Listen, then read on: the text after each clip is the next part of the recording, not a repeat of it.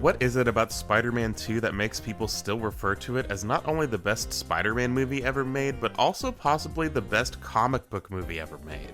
Well, maybe it's because they never watched any of these, but I do think that a lot of this stems from the same thing that makes people think that everything they grew up with was better than what is available now: nostalgia. Now, I'm not about to sit here and pretend that Spider-Man 2 is only good because of nostalgia, because that's just not true at all. Spider-Man 2 is a great movie, no doubt about it, but y'all gotta relax. No. If Spider-Man 2 is really your favorite comic book movie, that's all fine and good, but that doesn't mean you need to spread the gospel to someone who prefers the MCU movies or something. All of this is subjective. There's literally no such thing as one of these movies being objectively better than the rest. This isn't a case of the Suicide Squad versus Suicide Squad, where no matter how you feel about the second one, the first one is simply made incorrectly. Love. I'm an idea. No. Even if you don't like the second movie, you cannot deny that it is at least made more competently than the original. You don't have to love everything about it, but one is a mishmash of like 3 movies that were stitched together to make an incoherent mess to try and compete with the MCU, and the other is just a regular movie. So if we're all on the same page here, then let's talk about the dreaded nostalgia word. Some people hate to be told that they love movies or games or shows or whatever due to nostalgia. It tends to be a pretty sensitive topic, but the thing is there's nothing wrong with being nostalgic. Like, are you gonna tell me that you've never felt a hit of nostalgia for anything you grew up with? I grew up watching stupid action movie schlock like Bad Boys 2 and the Fast and the Furious movies. Are these movies even good? Well, You can start to run this through. I'd like to see how your machine works. Ooh, that sounded dirty. I would like to see how your machine works, baby. You what? but either way, I can go back and watch these movies anytime. Not just to make fun of them, but because I genuinely enjoy them, because I enjoyed them growing up. If Bad Boys 2 came out now, I would probably hate it, and that's just a testament to the power of nostalgia. You ever been browsing Netflix or something and the idea of watching a new movie absolutely terrifies you? Maybe you start a new movie, but 2 minutes in, you just lose all interest. But then you see a movie from your childhood that you've seen 100 times, and you just cannot escape the urge to put that on instead. It just feels comforting. Nostalgia is comforting, and watching movies you're nostalgic for is comforting. It's a feeling you can't really escape, and it makes you so happy to think about it. So then how do you feel when someone tells you they like an alternative movie instead? Spider-Man 2 is dated. Look, it just is. I grew up with this movie, but it's the truth. I recognize that nostalgia is a powerful drug, but I do not like to let my nostalgia pick my opinions for me because I just think it's ingenuine. What's the point of going into a Spider-Man movie if you walk in with the mindset of, this movie isn't gonna be as good as Spider-Man 2, because then what's the point of watching any other Spider-Man movies? I know I've kinda only talked about Spider-Man up until now, but this happens all the time. I'm sure there are a lot of people who walk into MCU movies with the idea that nothing will ever top the old MCU movies. The MCU is so old now that there are people who grew up as children watching Iron Man 1, Captain America 1, and Dutch Angle the movie.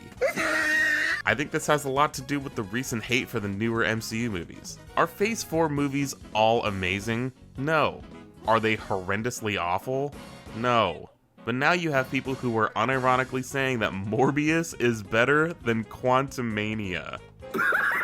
I'm not saying Quantumania is good, but Morbius is so incompetent in every facet of filmmaking, I thoroughly believe that this take would not exist if Quantumania wasn't an MCU movie. I think a bunch of guys like us should team up. Intriguing. Nice job, team. If this was just some random superhero movie that was not connected to such a hated and beloved franchise, I do not think that someone would say this. The thing is, at least in my opinion, a lot of the old MCU movies aren't even that good, but people praise them now because of nostalgia. Now, yeah, of course, there are plenty of people who just genuinely like the older movies, and that's fine, but most of those people are usually just like, oh yeah, I just like Thor 1 more than Love and Thunder, and not, Thor 1 is a misunderstood masterpiece, and Love and Thunder killed the MCU and buried it in a shallow grave. Like, none of this is that serious. The title of this video is the greatest superhero movie ever made, and that's because I'm sick and tired of hearing this used as a way to describe a movie objectively. There is no superhero movie that is singularly the greatest superhero movie ever made. Not even these. The fact that all of these exist at the same time and are all referenced as the best ever is evidence of what I'm saying. It's so frustrating to see someone say, Homecoming is my favorite superhero movie, only for someone to immediately comment, what about Spider-Man 2? It's the greatest Spider-Man movie ever! Shut up! Like, is it not just enough to like a movie? You have to put down other movies or people who like other movies instead? I see you watching Avengers Endgame. Well, have you perhaps heard of The Dark Knight? I'm sick of this attitude. Stop it.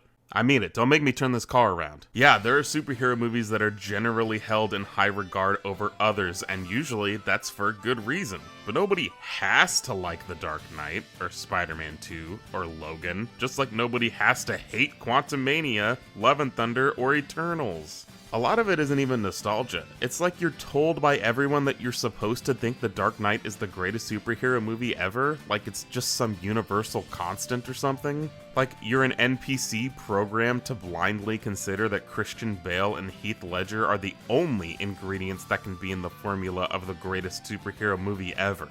Yeah, I'm kind of rambling here, but I hope you get my point. I just hate the concept of universally labeling one movie as the greatest ever.